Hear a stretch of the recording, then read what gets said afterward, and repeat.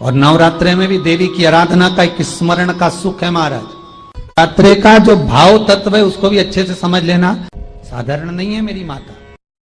दो जगह पर मिला हुआ श्रीफल का स्मरण करिएगा जरा। एक कोई आपसे मिलने आया, कहीं आपको सम्मान के लिए बुलाया, सत्कार के लिए बुलाया, कोई ने अतिथि के रूप में बुलाया, आपको शाल ओढ़ाया और श्रीफल दे दिया।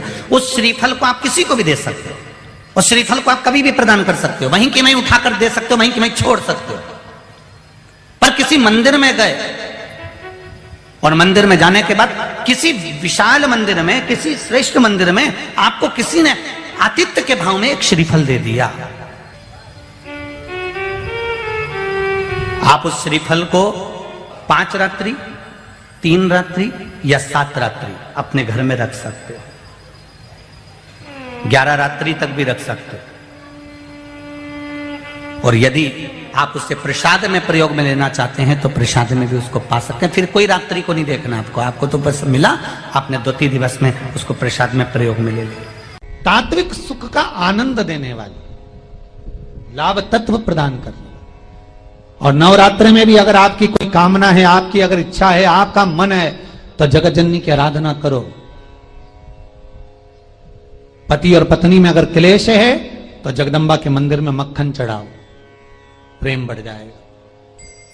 आपको लगता है कि पति कोई अन्य स्त्री से लगा हुआ है या परिवार टूट रहा है, तलाक तक पहुंच गया है, तो माता के मंदिर में आप ध्वजा लगवाइए, उस ध्वजा पर मक्खन लगाकर लगवाइए, आपको लाभ मिलेगा। महाराज, यदि आपको लगता है कि बच्चे बहुत ज्यादा अपशब्द बोल रहे हैं, मुंह चला रहे हैं और प्रेम नहीं रख रहे, तो माता के मंदिर में लाल पुष्प, लाल चंदन और लाल चूड़ी मां को समर्पित करिए, प्रेम बढ़ेगा। बच्चा कभी आप जी से कम नहीं बोलेगा, प्रेम की भाषा निकलेगी मुंह से। बच्चे नहीं होंगे, किसी ने कह दिया संतान नहीं होगी, आपने मान लिया कि नहीं होगा। कभी देखना तुम्हारे गांव में, तुम्हारे शहर में, तुम्हारे नगर में दीवाल पर पीपल का पेड़ उग जाता, मकान पर पीपल का पेड़ उग जाता है। कौन उगाने गया, कौन पानी देने गया, कौन वहां पर बीज बोने गया? वो दीवाल पर पीपल लगा सकता है, किसी की गोदी में एक लाल भी दे सकता है, ये निश्चित। थोड़ा इंतजार करो। माँ जगत जननी की आराधना, जगदम्बा की उपासना। नवरात्रे में 9 दिन में से कोई एक दिन ऐसा ले लो जिस दिन कन्याओं का भोजन कराओ, साथ में उनको लाल चुनरी ओढ़ाओ या कोई लाल वस्त्र, लाल पूजन की सामग्री उनको दो, सुख मिलेगा, आनंद आएगा। तो देखा जाए तो जैसे शंकर भगवान ने आद्य शक्ति दुर्गा भवानी को वर दिया कि तुम्हारे मूर्ति का दर्शन जो करेगा, हे दुर्गा, हे आद्य शक्ति, हे जगदम्बा, हे चामुंडा, हे कात्यायनी, हे गौरा, हे स्कंदा, हे मां चंद्रघंटा, हे चिंतपूर्णी, हे मनसा, हे कांगड़ा, हे ज्वाला, हे वैष्णव, हे मैयर, जो तुम्हारे इस स्वरूप का दर्शन करेगा, जो मांगेगा वो फल उसको प्राप्त होगा, मनवांछित फल उसको प्राप्ति होगा, शिव की कृपा होगी। तो वही की वही बात तो यहाँ शिव महापुराण की विद्येश्वर संहिता में लिख दिया। विद्येश्वर संहिता में लिखा कि श्री शिवाय नमस्तुभ्यम का जाप करने वाले, श्री शिवाय नमस्तुभ्यम के मंत्र का उच्चारण करने वाले, श्री शिवाय नमस्तुभ्यम को बोलने वाले के मात्र मुख का दर्शन कर लीजिए। अगर मुख का दर्शन कर लिया तो हमारे जीवन के जितने संचित पाप हैं वो सब नष्ट हो जाते हैं और अश्वमेध यज्ञ का पुण्य फल हमें प्राप्त हो जाता है। श्री शिवाय नमस्तुभ्यम मंत्र। तो यहाँ आद्य शक्ति दुर्गा भवानी वो कहते हैं ना कि आप व्यस्त हो तो समझ लो कि सबसे ज्यादा मस्त हो, आप व्यस्त हो तो समझ लो कि सबसे ज्यादा जम के बोलो जरा मस्त हो, और आप किसी की खुशियों को देखकर त्रस्त हो तो समझ लो काय के मस्त हो। किसी की खुशी देखकर कोई अच्छे पद पर बैठ गया, कोई अच्छी कुर्सी पर बैठ गया, कोई अच्छे पद पर पुंदरी अंदर से त्रस्त हैं, तो फिर काय के मस्त है, काय के मस्त। इसलिए शिव महापुराण की कथा कहती है कि भगवान से प्रार्थना करो कि मुझे व्यस्त रखना। यदि दूसरे की खुशियां देखकर आपका मन त्रस्त हो रहा है तो फिर ऐसी मस्तता किसी काम की नहीं। कराए। मेरी जितनी आद्य शक्ति दुर्गा भवानी, मेरी माँ जगतजननी, पार्वती माँ, जितनी माता हैं, ये कहीं ना कहीं शिव की स्तुति करती हैं और शंकर भगवान इनको प्रेरणा देते हैं। ये किन असुर का संहार कर। मैं बेटा बेटियों से कहूंगा, नवयुवक बच्चों से कहूंगा, अगर आप कंपटीशन एग्जाम में बैठ रहे हो, अपनी पूरी मेहनत करो, पूरा परिश्रम करो, रात दिन एक करो और लगे रहो। और 9 दिन तक, 9 रात्रि में 9 लाल फूल की 9 पंखड़ियां या 9 कोई भी चावल लाल कलर में कर कर, कुंकू में कर कर, अगर माँ जगतजननी के मंदिर में नहीं जा सकते, माँ भीड़ रहे, तो शिवलिंग की जो जलाधारी है, जहां पानी गोल घूमता है, इस जलाधारी पर कहीं पर भी नवरात्रे में 9 दिन तक या तो लाल फूल की पंखड़ी 9 या 9 चावल के दाने लाल कलर कर कुंकू में, लाल चंदन में उस स्थान पर चढ़ाना प्रारंभ करो। 9 दिन के बाद तुम्हें 15 दिन और निकलेंगे, उसके बाद तुम्हें खुद लगेगा कि तुम्हारी जॉब, तुम्हारी नौकरी तुम्हारा बाबा ने लगाया है। कुंभकर्ण की 3 धर्मपत्नियां थी, उसमें ब्रज ज्वाला सबसे बड़ी थी, फिर तड़ियात्मा के तीसरे नंबर पर है करकटी। इस कुंभकर्ण की धर्मपत्नी ब्रज ज्वाला ने उस दिए को उठाकर नीचे रखा। कितनी बड़ी बात है, जरा ध्यान दीजिएगा कि और वो तुलसी के दल को उन्होंने जब देखा तो वो तुलसी के दल को देखकर समझ गए कि इस पूरे लंका में कोई एक है जो भगवत भजन करने वाला। फिर क्या देखा हनुमान जी ने कि विभीषण की धर्मपत्नी शर्मा दिया लेकर आई है और तुलसी के क्यारे में लगा रही है। विभीषण की धर्मपत्नी शर्मा तुलसी के क्यारे में दिया लगा रही है, तो हनुमान जी क्या देखते हैं कि उस समय पर कुंभकर्ण की धर्मपत्नी वहां पर ब्रज ज्वाला आकर खड़ी हो गई और उसने दिया उठाकर नीचे रख दिया। कुंभकर्ण की 3 धर्मपत्नियां थी, ने उस दिए को उठाकर नीचे रखा। अब कितनी बड़ी बात है, जरा ध्यान दीजिएगा कि वो राक्षस की पत्नी है, कुंभकर्ण की पत्नी, और ब्रज ज्वाला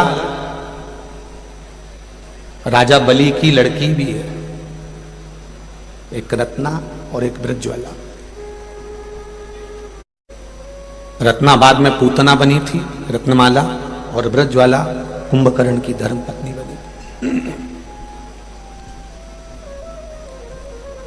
देखा उन्होंने कि ये ब्रज ज्वाला आई और विभीषण की धर्मपत्नी शर्मा ने दिया लगाया और वो दिया इस ब्रज ज्वाला ने उठाकर नीचे रख दिया, तो शर्मा को क्रोध आ गया, शर्मा को गुस्सा आया कि मैंने तुलसी जी में क्या रखा और इसने उठाकर नीचे रख दिया।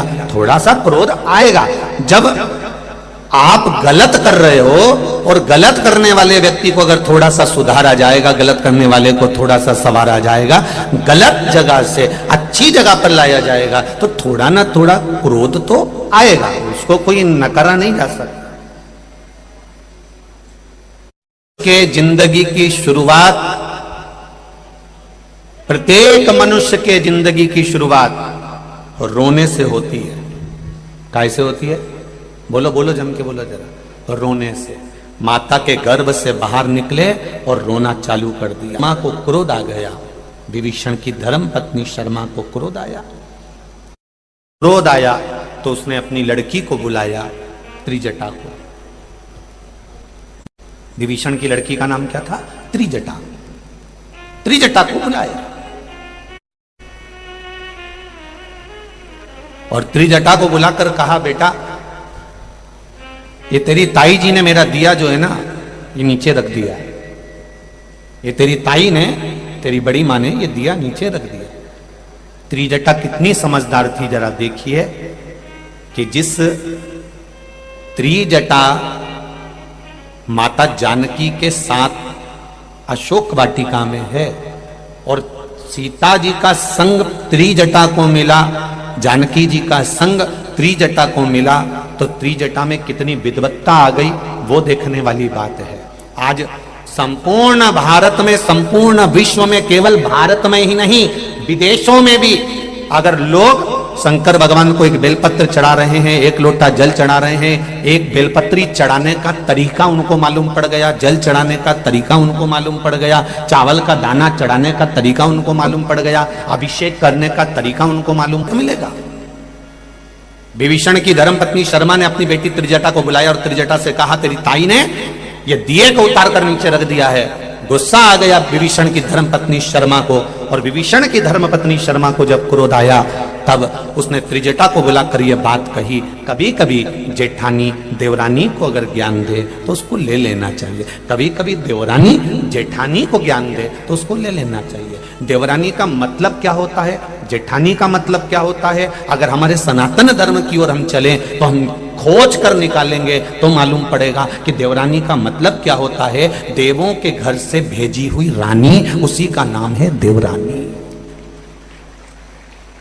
देवों के घर से भेजी हुई रानी, उसका नाम देवरानी है। तेरा पद जेठानी कब पड़ा, जब वो आई, देवों के घर से भेजी हुई रानी जब तेरे आई तब तेरी जय जयकार कराने की ठानी, तो तेरा नाम हो गया जेठानी। इस संबंध को तो हम देखें कि हमारे सनातन धर्म में कितने सुंदर संबंध बनाए गए हैं, हमारे सनातन धर्म में कितने सुंदर संबंधों को प्रस्तुत किया गया है, पर हमने उन संबंधों को तोड़ दिया। और जरा सी देर में इसने कुछ कहा और हमने पलट कर जवाब दे दिया, उसने कुछ कहा हमने पलट कर जवाब दिया। शिव महापुराण की कथा कहती है, पलट कर जवाब देने से पहले मेरे महादेव के जवाब का इंतजार करो कि वो कैसे जवाब देता है। तुम जवाब दोगे तो छोटा दोगे, वो जवाब देगा तो गिर पड़ा देगा।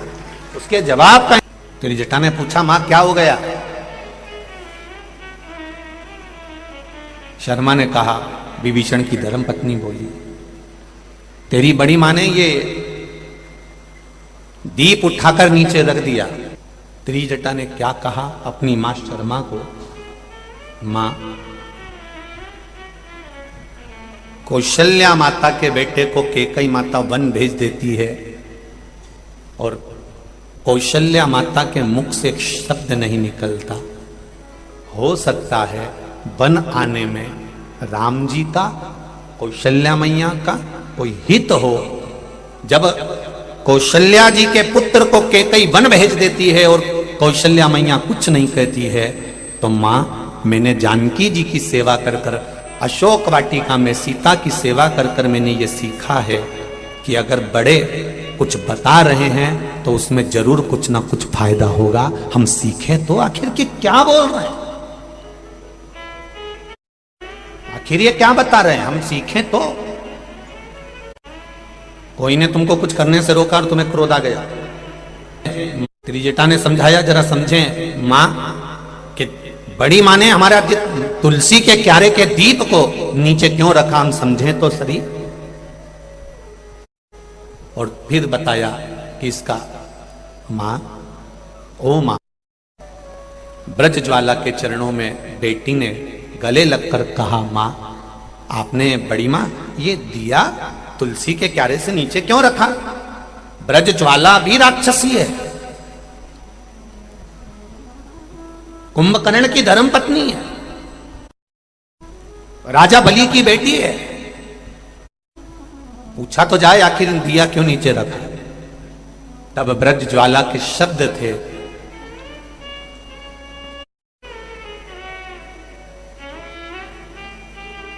मेरे पिता राजा बलि जब बंधन में पड़ गए वामन भगवान के सामने, तीन डग भूमि देने की बारी आई और एक डग रह गया, तो मेरे पिताजी ने अपने सिर को मेरी बहन के कहने पर नीचे रख दिया और भगवान का चरण उनके मस्तक पर रखाया, तो वो सुतल लोक के राजा बन गए थे। तुलसी के क्यारे में तुमने दिया रखा और तुलसी का कुंडे में दिया रखा और तुलसी की लकड़ी, तुलसी का पौधा, तुलसी का पत्ता उस जलते हुए दिए की लपट में आता है, तो तुलसी आशीर्वाद नहीं देती, बद्दुआ देती है। इसलिए तुलसी के क्यारे में से तुलसी के दिए को नीचे रखना है। तुलसी की डाली में, तुलसी की क्यारी में, तुलसी के पत्ते में। अभी आप कार्तिक का महीना आ जाएगा, कार्तिक के महीने में आप खूब तुलसी जी को दिया लगाओगे। कई कई घरों में तुलसी मैया सूख जाती है, पूछते हो तुलसी मैया क्यों सूख गई? आपने दिया उठाया कुंडे के अंदर रख दिया, दिया उठाया कुंडे के अंदर रख दिया। अरे उस दिए को थोड़ा दूर रखो। तुम्हारी सास बैठी है कुर्सी के ऊपर और तुम दिया उठा के जहां सास बैठी है अच्छी बढ़िया लहंगा महंगा पहन के उसी के पांव में, उसी के कुर्सी के पास में बिल्कुल दिया रख दो तो सास भी कह देगी कि और ये आग लगाएगी क्या? सास भी कह देगी, सास भी कह देगी। तुलसी मैया बोलती नहीं तो इसका मतलब ये थोड़ी ना कि हम तुलसी का जो कुंडा है उसी के अंदर दिया रख दें, उससे थोड़ा दूर, उससे थोड़ा नीचे। और आपके घर में कोई भी त्योहार आवे, आपके घर में कोई भी उत्सव आवे, आपके घर में बच्चों का जन्मदिन आवे, आपकी शादी की सालगिरह आवे, आपके घर में कोई भी विवाह आवे, आपके घर में कोई भी अच्छा कार्य हो, कोई त्यौहार आ गया, दिवाली आ गई, दशहरा आ गया, कोई नवरात्रि आ गई, गणेश चतुर्थी आ गई, चतुर्थी आई, छठ आई, कोई भी व्रत आपका पवित्र कोई उत्सव आया तो एक काम जरूर करा करो, बेलपत्र के वृक्ष के नीचे जाकर एक घी का दीपक लगाया करो और श्री शिवाय नमस्तुभ्यम जरूर बोला करो, फल दो।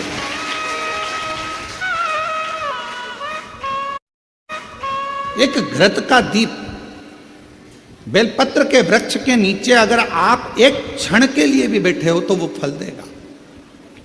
पिलाओ, फिर भी सास मरते मरते अपनी जायदाद के, अपनी अंगूठी, अपनी चेन अपनी बहू को देके जाती है। उसी तरह मेरी माँ है, तुम चाहे दुनिया में कहीं पे भी धोख लगाने जाओ, कोई के हम तुलजापुर जा रहे हैं, कोई के हम वहां जा रहा है, कोई के हम वहां जा रहा है और दुनिया भर में जा रहा और माँ के पास नहीं आ रहा, फिर भी माँ कहती मत आ, फिर भी मैं शांति से तुझे दूंगी, चिंता मत कर, मैं बैठी हूं।